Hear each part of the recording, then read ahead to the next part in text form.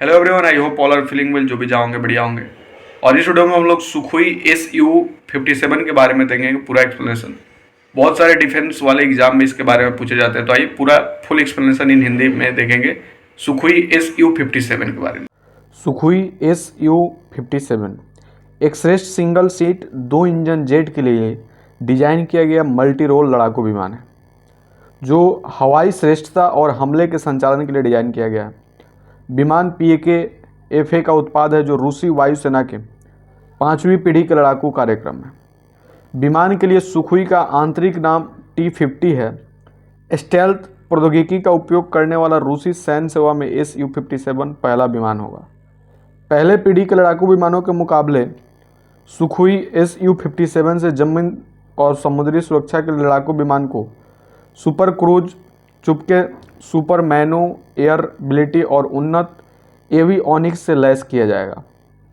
प्रकार की बात करें तो स्टेल्थ एयर श्रेष्ठता लड़ाकू विमान उत्पत्ति का देश है यूरी एलेक्सीविच गगोरियन, जो इतिहास में प्रथम अंतरिक्ष यात्री के रूप में जाना जाता था। सन 1961 में अचानक सुखोइयों में आने वाले इस व्यक्तियों को पहली महान उपलब्धि हासिल करने में मात्र 2 घंटे ही लगे, किंतु इसकी पृष्ठभूमि में वर्षों की लगन और लक्ष्य प्राप्ति के लिए कठिन साधना थी। मात्र 27 वर्ष की उम्र में सफलता के कीर्तिमान स्थापित करने वाला यह महानायक मात्र 33 वर्ष की अल्पायु में संसार से विदा हो गया। यूरी गागरिन का जन्म 9 मार्च 1934 को मॉस्को के निकट हुआ था। अनजाने अंतरिक्ष को जानने की ललक ने यूरी गागरिन को अंतरिक्ष अभियान की ओर प्रवृत्त किया।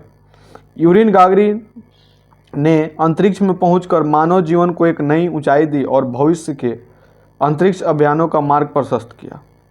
अद्भुत जिजीविषा और अप्रतिम साहस के धनी यूरी गागरिन की प्रेरणाप्रद जीवनी। उत्पादक जो है सुखोई, प्रथम उड़ान 29 जनवरी 2010, परिचय 2019, योजना स्थिति अंतिम उड़ान परीक्षण। प्राथमिक उपयोगितागण की बात करें तो रूसी वायुसेना, निर्मित 2009 में है। निर्मित इकाई 9 उड़ने योग्य है। कार्यक्रम लागत की अमेरिकी डॉलर 8 से 10 अरब। इकाई लागत की बात करें तो T-50 अमेरिकी डॉलर अप्रोक्सीमेट 5 करोड़। अंतरण की बात करें तो Sukhoi HAL Hindustan aeronautics limited लड़ाकू विमान रूस वायुसेना ने MiG-29 और सुखोई S-27 के बाद सबसे अच्छा विमान होने वाला है। सुखोई SU-57 भारतीय सेना के लिए सुखोई और इतिहास और हिंदुस्तान एरोनॉटिक्स लिमिटेड HAL द्वारा सह विकसित 5वीं पीढ़ी के लड़ाकू विमान में भी मदद करेगा। प्रोटोटाइप में पहली बार 29 जनवरी 2010 को उड़ान भरी और 2018 में रूसी वायुसेना के लिए उत्पादन का विमान शुरू होने वाला है। प्रोटोटाइप और प्रारंभिक उत्पादन बैच का उत्पादन शुरू हो गया। विमान से 35 साल तक सेवा की संभावना है। संचालन इतिहास की बात करें तो परीक्षण 9 मार्च 2014 में 992 राज्य उड़ान परीक्षण केंद्र GLITI को पहला T-50 प्रोटोटाइप परीक्षण के लिए मिला है। और रूसी वायुसेना के commander in chief lieutenant general Victor वांड्रे ने कहा कि प्रारंभिक T-50 लड़ाकू विमान का उत्पादन 2016 में शुरू होने की संभावना है। लड़ाकू विमान को मई 2014 में बाहरी हथियार परीक्षण शुरू हुए हैं।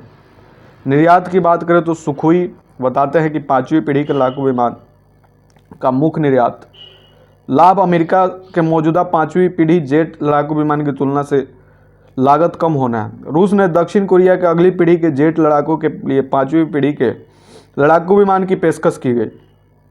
दक्षिण कोरिया की रक्षा खरीद एजेंसी ने पुष्टि की सुखोई FGFA के रिपब्लिक ऑफ कोरिया वायुसेना की अगली पीढ़ी के लड़ाकू विमान के लिए एक जमींदार का उम्मीदवार था। हालांकि सुखोई ने जनवरी 2012 की समय सीमा से बोली प्रस्तुत नहीं की थी। रूस ने centre for analysis of world arms trade का अनुमान है कि 2025 में FGFA निर्यात के लिए उपलब्ध होगा।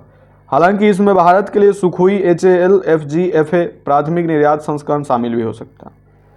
2013 में रूस ने ब्राजील के लिए अगली पीढ़ी के लड़ाकू विमान को T-50 के आधार पर विकसित करने में मदद करने के लिए एक अनचाहे कॉल किया था।